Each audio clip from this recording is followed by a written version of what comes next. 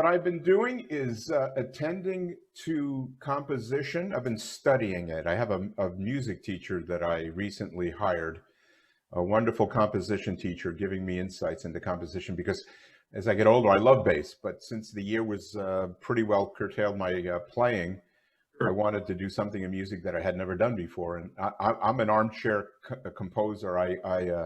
I come up with good results. I've spent many years listening profoundly, deeply, intimately with classical music. I have scores. I pull things out and I work on it just out of the curiosity. How did Ravel come up with this? What did Stravinsky possibly imagine? These things just astound me. So I hired a teacher and I'm busy with that. As I mentioned, I have educational methods for electric bass players that I think fill a hole in bass education. That I've written stuff that applies to everybody 100%. It applies to everybody that will recognize that art, I'm looking at the screen, art and learning are different. And yes. I've come up with methods that are based in classical principles for beginner bass players, starting right from day one, note one, this is an A, this is a G, and progressing from there. And it's literally applies to 100% of all bassists, and I've released that. And then other methods for more sophisticated, better readers, guys like that. And I'm continuing writing. I'm doing a lot in that regard. And Jack Bruce, which I'm fully committed to recording and inviting guests to come and play. So that's about my life really right now. But once this is over, I'm going on the road. Already got my first shot. How about you guys? Did you guys? Yeah, I've got one jab. How about you, David? You've gotten one, right? No, not yet. Not yet. Connecticut's a little strange up here. But I figured, probably within the next week or so, it'll probably happen. Sure. You'll get it. And I had my first, and Tom, you'll probably confirm this, I hope anyway, that there was no side effects. I just got I got Pfizer, and I was tired like for a day, but other than that, I understand the real whammy comes on the second shot. Everyone's told me. That's what I heard. But even still, I had some Pfizer friends that said nothing happened to them. So anyways, I have a plan to tour the world doing a bass class. I have a plan to tour as Jeff Berlin, to do more to reinstate myself, permitted by, let's say, the elimination or minimization of COVID. And that's my life. I mean, this sounds good. I make a 2-hour movie out of it, but that's what I do. Anyway, but you talk about steeping yourself in classical music during the lockdown. That's those are your roots. You studied violin at a very, very young age. Yes, I did. Yeah. And I started at 5 and I went to about 15, 16. I was reading and a fully immersed and fully practiced serious young violinist. What prompted that? Was it your musical parents? Yeah, exactly. They noticed I could. Well, my father was an opera singer, and they noticed as a baby that I would, even before I was walking, they said that my father, who would be singing Italian lieder, apparently the story goes in the family that I would hear it and imitate it back. So I made it a child's voice. Si trae chip. I even remember some of the oratorio. I remember some of it. But do you remember your Haftorah?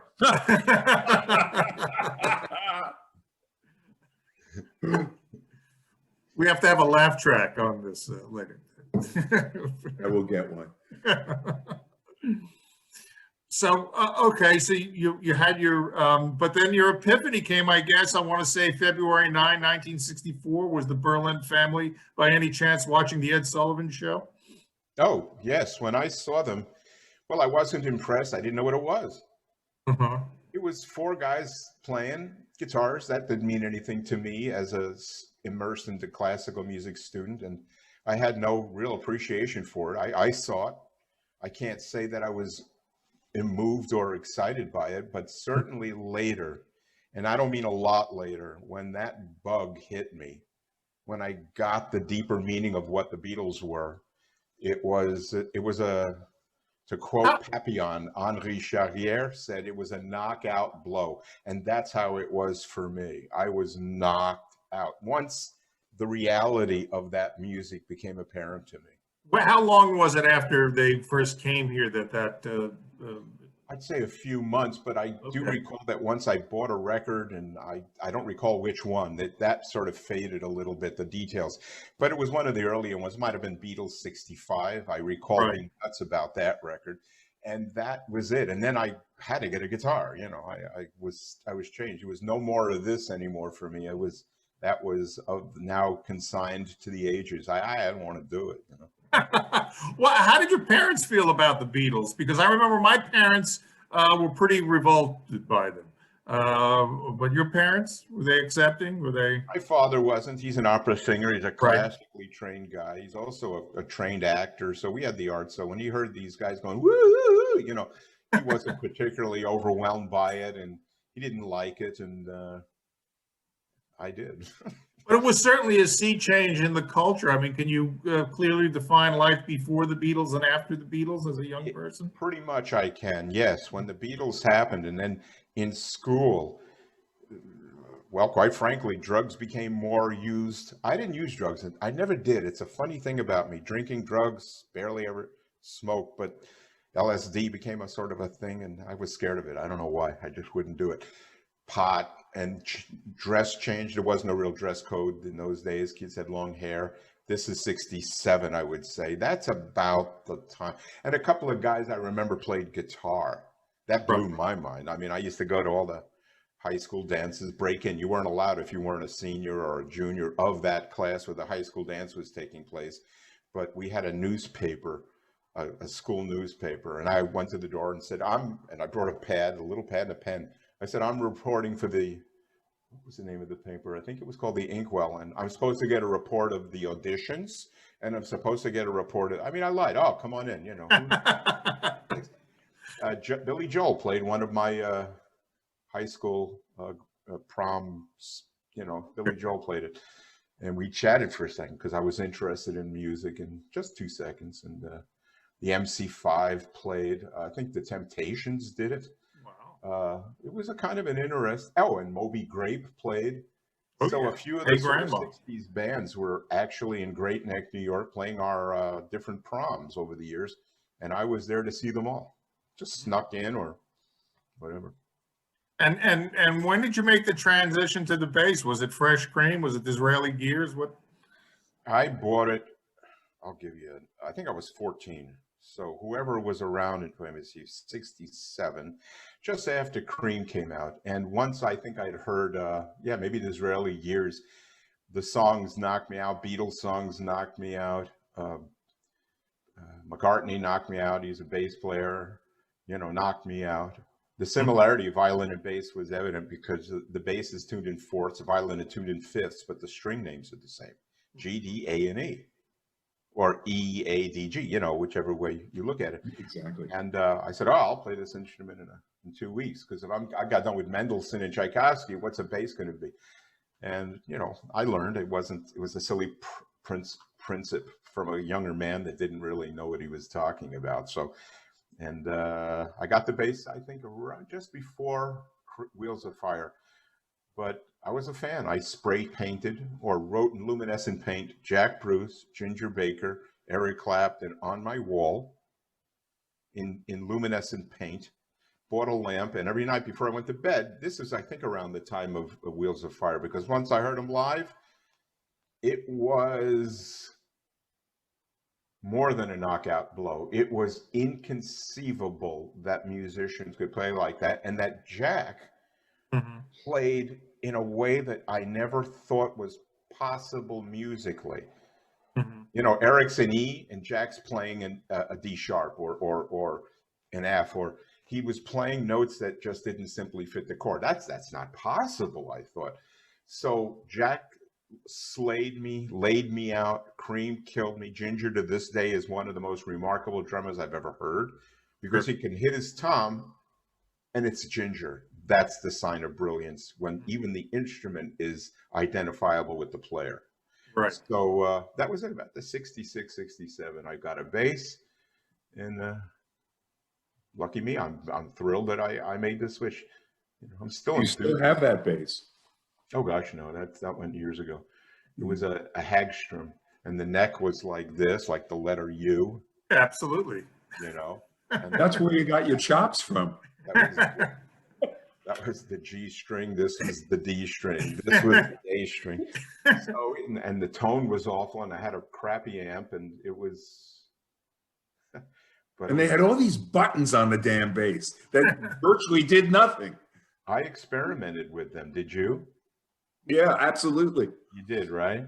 Mm-hmm. I mean, I flipped this and flipped that, and discovered that there was more of a tone that was like that over a tone which was more popular. Yeah. And that's what got me into mid-range. It was actually that first bass. Very interesting. Well, when you first heard Cream,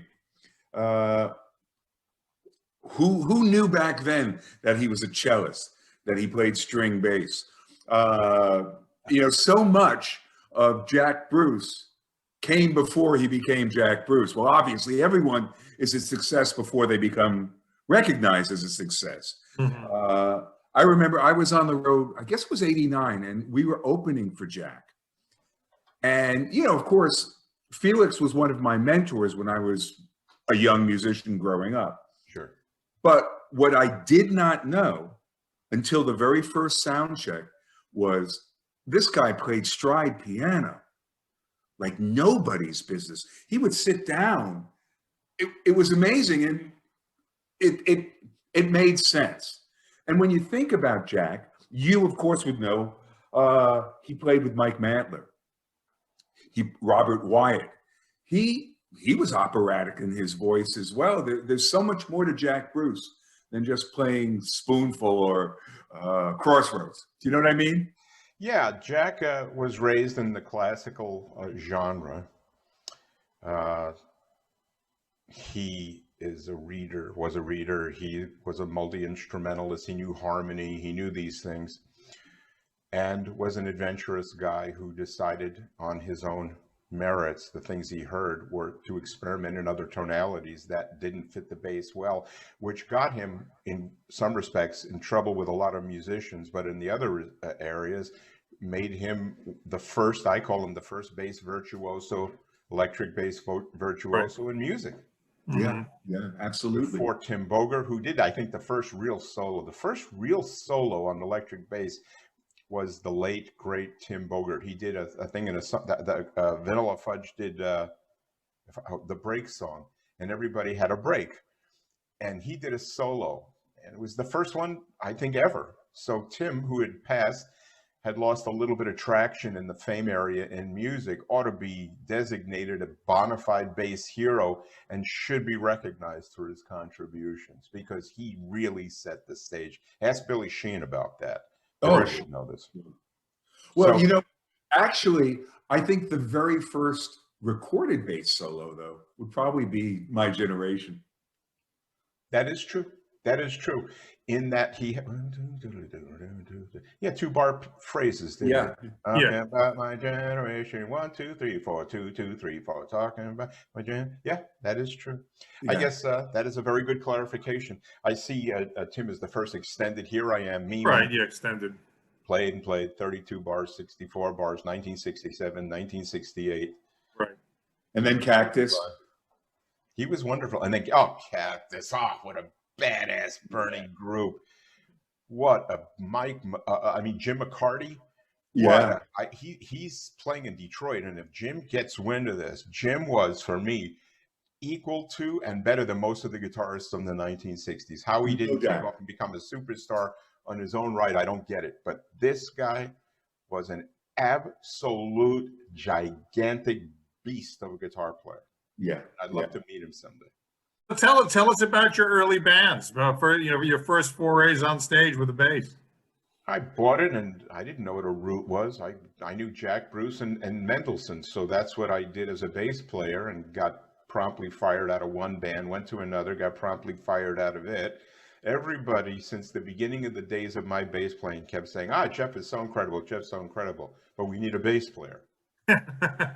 And then I finally learned that lesson. It takes time.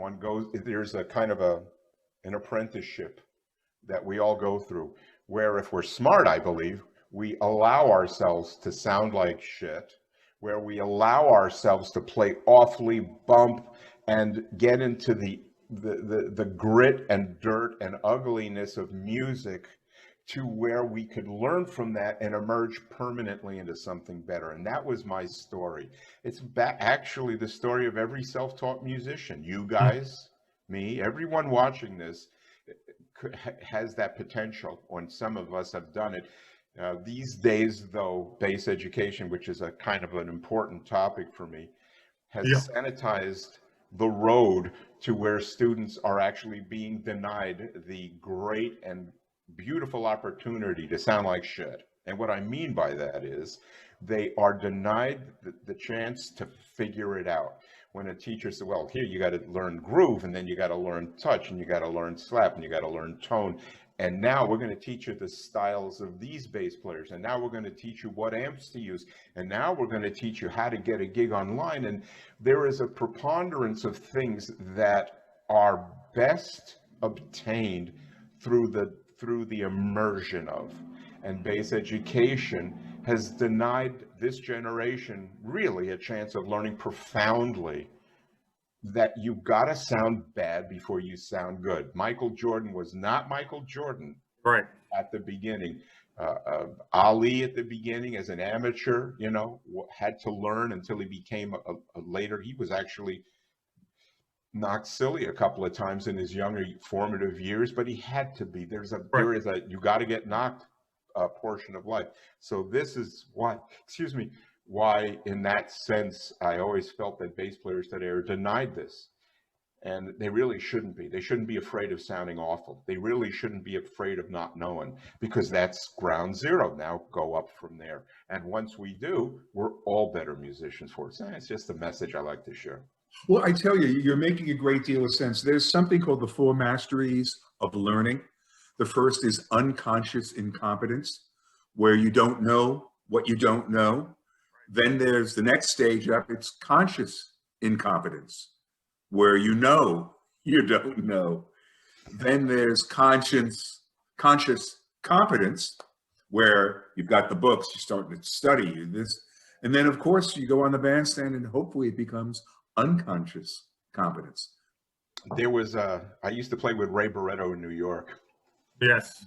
I've had this experience in my formative years, but this one takes the cake. I was playing with a Latin group, and Ray hired me because I was a busy, funky bass player, but didn't legitimately understand tumbao. I didn't understand the flavor of Puerto Rican salsa. I didn't understand that stuff. And his horn section wanted to beat the ever-living stuffing out of me and told me so. Hey, Joe, mother, I'm gonna kick your ass, man. You play, you white bread, white mother. And they gave it to me. And Ray didn't interfere, didn't say anything. But there was one guy named Fidel, I actually remember, and he was almost out of his chair, going to get ready to do something, because these guys take music as a sacrosanct experience. So instead of quitting, which I was just this about, and I said, no, I'm going to make myself proud. So that was one of the descents. And I went home and bought a couple of, I think, Sal Cuevas, who is a bona fide Latin salsa a legend. I can't remember who else, maybe Ruben. Larry Valentin? I don't recall. Okay. I played with him, but I don't recall. The All-Stars. So I would listen to these records profoundly for 2 weeks. I mean, deeply. And I did with the tone, everything that I could flavorfully imitate. And one day I'm back playing, and these guys never talked to me. They glared at me. They bump into me walking past. One day we're playing, and Fidel looks over and he goes, "Yeah, man, that's what we've been looking for. Yeah, man." And that was my reward. And I was considered a legitimate and a group member. Those are the things that taught me the rough and ready, almost coming to blows, since serious attitude about music. Where today music can be sort of a fluff, I'm not going to be a musician. I mean, it's almost a bass player attitude sometimes, which I regret. I'm just home, I don't care. And I was, in my world, I was different, and I was amongst people, and they didn't mess. And I've had this a couple of times over the years and learned from it. So I was grateful in retrospect to that experience. But